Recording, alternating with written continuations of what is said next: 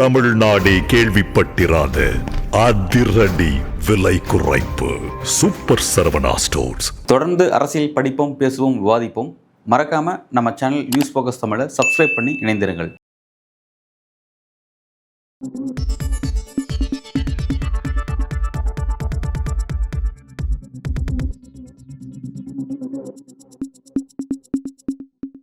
வணக்கம்.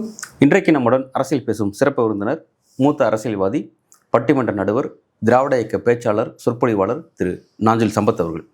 ஐயா வணக்கம். வணக்கம். அரசியலில் நீங்கள் மதிமுகலேருந்து பயணப்பட்டு வந்தவர். நீங்கள் அவரை திமுக பிடிக்காமல் அங்கே வெளியேறி போனவரோட போனது அதுதான் பயணித்து உங்களோட அரசியல் வாழ்க்கை அங்கே தான் போச்சு. அப்புறம் அவங்க கட்டத்திலேருந்து வெளியே வந்துட்டாங்க. இப்போ வெளியே வந்ததுக்கு பிறகு சரி, மதிமுகவும் சரி, இன்றைக்கி மதிமுகவுடைய திரு வைகோ அவர்களுக்குமே ஆதரவு இன்றைக்கி திமுக தான். திமுக இருந்தால் தான் அவங்களுக்கு எம்எல்ஏ கணக்கோ எம்பி கணக்கிலோ துவங்க முடியுது. அதுலேருந்து வெளியேறின மற்றவங்களுக்கும் இன்றைக்கி திரும்ப திமுக தான் வாழ்வு கொடுக்கணுமா? அப்படி தான் இருக்குது அந்த அரசியலே. இது எப்படி புரிஞ்சுக்கிறது? வைகோ கட்சி திமுக கூட இருக்காது தேர்தலில், அது பிஜேபி கூட தான் போகும். எல் முருகன் சொல்கிறார், ஏற்கனவே எங்களுக்கு கூட இருந்த கட்சி எங்கள் கூட வரப்போகுதுன்னு சொல்கிறார். வைகோவே அவருக்கு மகனை மறுத்துருக்காங்களா? இல்லை. பேர் குறிப்பிட்டு சொல்லலை, மதிமுகன்னு பேர் குறிப்பிட்டு சொன்னால் மறுப்பாங்க. இல்லை, அப்படி இல்லை, மறக்க மாட்டாங்க. ஏன்னா அவருக்கு பையன் எங்கெல்லாம் பேசி முடித்து சரி பண்ணிட்டான். அந்த பேச்சு அதை முடிஞ்சிச்சு அப்படிங்கிறீங்களா? சரி பண்ணிட்டான். இவர் மதவாத சக்தி பயங்கரமாக எதிர்க்கிறாரு வைகோ. எப்படி அவர் போய் அங்கே சேருவார்? மதவாத சக்தி எதுக்குதுன்னா என்ன செய்யணும்? நாடு முழுக்க பேசணும்.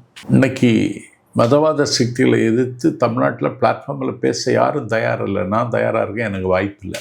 இப்போ அவர் 2ஆம் தேதி திருச்சியிலேருந்து மதுரைக்கு நடக்க போகிறார். எதுக்குன்னு கேட்டால் போதையை ஒழிப்பதற்குங்கிறார். திருச்சியிலேருந்து மதுரை வரைக்கும் தான் போதை இருக்கா? என்ன கேலி கூத்து! அந்த நிகழ்ச்சியை தொடங்கி வைக்க யாரை கூப்பிட்ருக்காருன்னா முதலமைச்சரை கூப்பிட்ருக்காரு. முதலமைச்சர் வாரேன்னு சொல்லிட்டாருங்கிறாங்க. நான் உங்கள் மூலமாக முதலமைச்சருக்கு சொல்லுவது, இந்த நிகழ்ச்சியில் கலந்துக்கிடாதீங்க.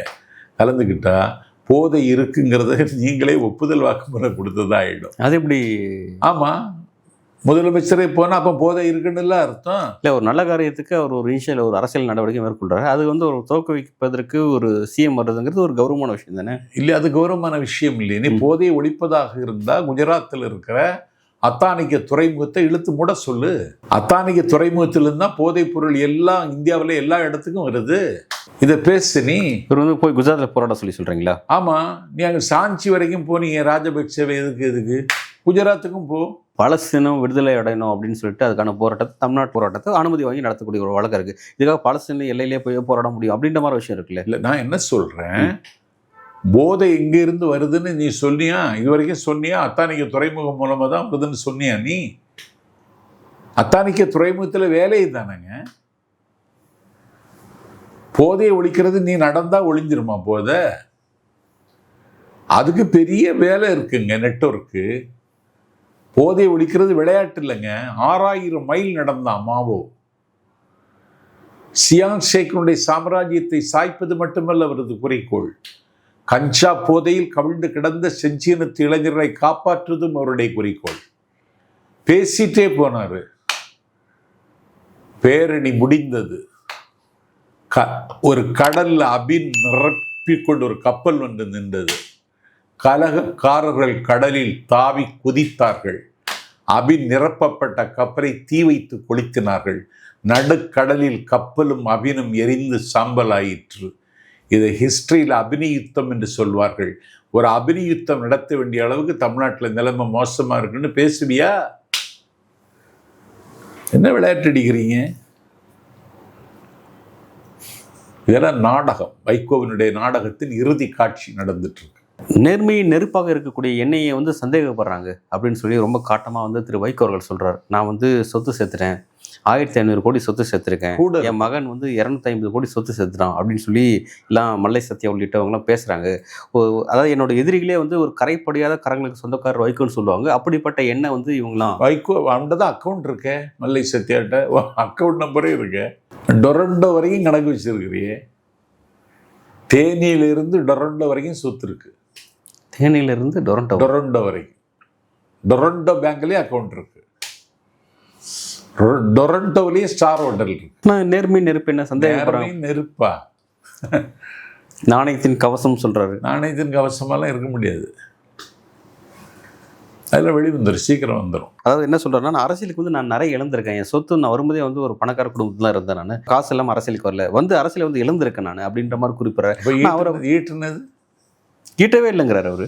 அதுதான் தெரியல, தென்காசியிலிருந்து தேனியிலிருந்து டொரண்டோ வரைக்கும் ஈட்டிட்டாங்கன்னு இப்போ நீங்கள் தான் சொல்கிறீங்க. பட் அதெல்லாம் வந்து எப்படி அவர் வெளிப்படையாக எப்படி சொல்ல முடியுமா அவரால்? யாரால? வைகோல இந்த மாதிரி சொல்ல முடியுமான்னு அதெல்லாம் அவர் சொல்லுவார். அவர் பல்லாயிரம் கோடி ரூபா இருக்குது தேனியில எல்லாம். தேனியில் பாதியை வாங்கிட்டாங்கன்னு தேனியில் சொல்கிறாங்க. தேனியிலையா? தேனி பஸ் ஸ்டாண்டில் போய் கேளுங்க, வைகோ சொத்து வாங்கியிருக்காது சொல்லாது, எங்கெல்லாம் எங்கே கிடக்கு, உடனே சொல்லுட எல்லா மில்லும் அவன் வாங்கிட்டான் அப்படிம்பாங்க. இல்லை இப்போ ஏன் வந்து அவர் வந்து தன்னை வந்து ஒரு இப்படி பொது வெளியில் நிரூபிச்சுக்கணும், நான் வந்து இவ்வளோ கஷ்டப்பட்டிருக்கேன், அரசியல் வந்து நான் இழந்திருக்கேன் அப்படின்னு இந்த மாதிரியான விஷயங்கள் அவர் வெளிப்படையை ஏன் சொல்லக்கூடிய எதையும் இழக்கல அவர். பல பேரை இழக்க வச்சார். மல்லை சத்யா தான் அவ்வளோதும் காரணம். வந்து என்னை வந்து இப்படி ரொம்ப அசிங்கப்படுத்திட்டு இருக்காரு, அவர் ஒரு நரி அப்படின்ற மாதிரிலாம் வந்து ரொம்ப விமர்சனம் பண்ணி பேசிட்டு போறாரு. அவர் மேடைகளை வந்து அமைச்சு பேசுறாரு. இது எப்படி இல்லை, அவர் மேடையில் இன்னும் பேசலை, இனிமேல் பேசுவாருன்னு நினைக்கிறேன். நேற்றைய தினம் கவனிச்சிருப்பேன், எனக்கு 2 நாள் முன்பு வந்து மேடையில் பேசியிருந்தார். இதெல்லாம் மேடையில் சொன்ன விஷயம் தான். இப்படி வந்து என்ன இப்படி பேசுறாங்க. நிறைய மேடைகள் வரும் சத்யாவுக்கு, அப்போ பார்த்துக்கலாம். இல்லை, நான் வைகோ அவரை பற்றி கேட்குறேன் நான். நீங்கள் அவரை வந்து இப்போ அவருடைய அரசியல் வந்து அவர் திமுக கூட்டணியில் மதச்சார்பற்ற கூட்டணியில் பயணிச்சிட்டு இருக்காரு. இப்போ அவரை வந்து நீங்கள் டார்கெட் பண்ணி அவர் வந்து இந்த அணிக்கு போயிடுவார், இந்த அணிக்கு போயிடுவார் திரும்ப நீங்கள் சொல்லிட்டு இருக்கீங்க. உங்களோட விருப்பம் அதுவாக இருக்கா? நீங்களே அவரை கொண்டு போய் சேர்த்தணும் அப்படிங்கிறது நினைப்பாரு. ஏன்னா அவர் அப்படி சொல்ல மாட்டேங்கிறாரு, அதை இன்ட்ரெஸ்ட் பண்ண மாட்டேங்கிறாரு. அதனால இல்லை அவர் தொடர்பில் தான் இருக்காங்க. சீக்கிரம் தெரிஞ்சிடாது. புரியல, நீங்கள் சீக்கிரம் தெரிஞ்சிடும். டிசம்பர் மாதமே தெரிஞ்சிடும். நீங்கள் சொல்கிறத வச்சு பார்க்கும்போது திமுக கூட்டணியில் இந்த அணிக்கு அவர் இருக்க மாட்டார். இப்போ அது ஸ்டாலின் அவர் விரும்ப மாட்டார், இந்த அணி உடையாமல் கொண்டு போகணும் அப்படின்றது அவரோட விருப்பம். ஸ்டாலின் அண்ணனுக்கு விருப்பம், உடைக்கிறது இவருக்கு வழக்கம். கட் அவுட் எல்லாம் வச்சுட்டாங்க திருச்சி மாநாட்டில், வைக்க கட் அவுட்டு. திடீர்னு ஜெயலலிதா வீட்டில் போய் நிற்கிறாரு, கட் அவுட் எல்லாம் உடைச்சு நொறுக்கிட்டான் திமுக தொண்டை. அதெல்லாம் அவருக்கு வழக்கம். அதெல்லாம் நம்பகத்தன்மை நாசமாவதுன்னு கூச்சப்படவே மாட்டார். அதுக்கு பேர் தான் வைக்கும். இல்லை, இப்போ இருக்கிற சூழல் வந்து மோடியுடைய அவருடைய அரசியல்ங்கிறது ரொம்ப தீவிரமான இந்துத்துவ நோக்கி போயிடுச்சு. இப்போ பயணிக்க முடியுமா? கடந்த காலத்தில் அப்படி அந்த மாதிரியான மாறுபட்ட நிலைப்பாடு எடுத்துருக்க முடியும். பட் இப்போ எடுத்தாருன்னா அவங்களோட நம்பகத்தன்மை இங்கே அரசியல் கேள்விக்குறியாகுமா தமிழ்நாட்டில்? குஜராத்து படுகொலையை நியாயப்படுத்தி பேசின ஆளுக்கு பேர் வைகோ. தெரியுமா உங்களுக்கு? தெரியுமா? தெரியும். அதுதான் வைகோ. இந்த மாதிரி ஆளெல்லாம் ஏமாந்துட்டோம். நீங்கள் ஏமாந்துருக்கேன் அப்படிங்கிறீங்களா? இப்போ நீங்களோ இல்லை மல்லை சத்யாவோ இந்த மாதிரி திரு வல்லம் பஷீர் போன்ற நபர்கள் வந்து பலரும் குறிப்பிட்றாங்க, இந்த மாதிரி நடந்துச்சுன்னு சொல்லி குறிப்பிட்றாங்க. இப்போ வந்து இப்படி நீங்கள் வந்து இப்படி ஒரு அரசியல் செஞ்சாலுமே கூட அங்கே அவரோட அரசியல் வந்து ஒரு தெளிவற்ற அரசியல் மாதிரியும், நான் வந்து ஒரு சரியான பாதையில் போயிட்டு இருக்க மாதிரியும் அவர் சொல்ல தான் செய்கிறார். அவர் கூட இன்னும் பல 1000 பேர் இங்கே இருக்க தான் செய்கிறாங்க. நிர்வாகம் இல்லை, கட்சி நிர்வாகிகளும் இருக்க தான் செய்கிறாங்க. 1000 பேர் ஒன்றும் இல்லை, நாளைக்கு நடக்க போகிறதுக்கு 1000 ரூபாய் சம்பளம் கொடுத்து விட்டுருக்காங்க. அவ்வளோதான் இருக்குது மதிமுக ஸ்ட்ரென்த்துங்கிறது. நீங்கள் அவ்வளோதானே? அவ்வளவுதான் இருக்குது. ஒரு எம்பியை ஜெயிச்சிருக்காங்க, மக்கள் வாக்களிச்சிருக்காங்க. திமுக போட்ட பிச்சை, அண்ணன் நேரு போட்ட பிச்சை. நீங்கள் எப்படி சொல்கிறீங்க? ஆமாம், அவருக்கு சில கடந்த முறையும் அவர் தான் அங்கே வந்து எம்பியாக இருந்திருக்காரு. யாரு? துரை வைகோ. அதாங்க நேரு போட்ட பிச்சைங்கிறேன். நேரு போட்ட பிச்சைங்க. மதிமுக தமிழ்நாட்டில் செல்வாக்கு இல்லை அப்படிங்கிறது இல்லவே கிடையாது, எங்கேயும் கிடையாது. ஒரு பேரூராட்சி மன்ற உறுப்பினர் கூட ஆக முடியாது இன்னைக்கு. இல்லை, இப்போ வைகோ பின்னாடி இப்போ இன்னும் பலர் நின்றுட்டு தான் இருக்காங்க. அவர் மாற்றத்தை நோக்கி நகர்வார் அப்படின்ற மாதிரி அவர் வந்து நம்பக்கூடிய நபர்கள் இருக்க தான் செய்கிறாங்க. இப்போ நீங்கள் போன்ற வைக்கக்கூடிய விமர்சனங்கள் அப்படிங்கிறது வந்து இந்த அரசியல் இப்போ நீங்கள் அவர் இந்த அளவுக்கு நேர்மையற்ற நபர் அப்படி சொல்கிறது மூலமாக நீங்கள் எந்த விஷயத்தை வந்து சமுதாயத்துக்கு சொல்ல வரீங்க? நான் அவரை பற்றி விமர்சிக்க விரும்பலை, நான் அவர் ஒரு பொருட்டாகவே கருதலை. என் பயணம் வேறு, என் பாதை வேறு. இல்லை, இப்போ நீங்கள் மல்லை சத்யாவுடைய ஆதரவு, மல்லை சத்யா நாளைக்கு ஒரு இயக்கம் தொடங்க போகிறேன், என்னை வந்து வாழ்த்துங்கன்னு சொன்னால் நாளைக்கு போய் வாழ்த்துறேன், அவ்வளோதான். நீங்கள் அந்த கட்சியில் பயணிக்க போகிறதில்ல? அதெல்லாம் கிடையாது.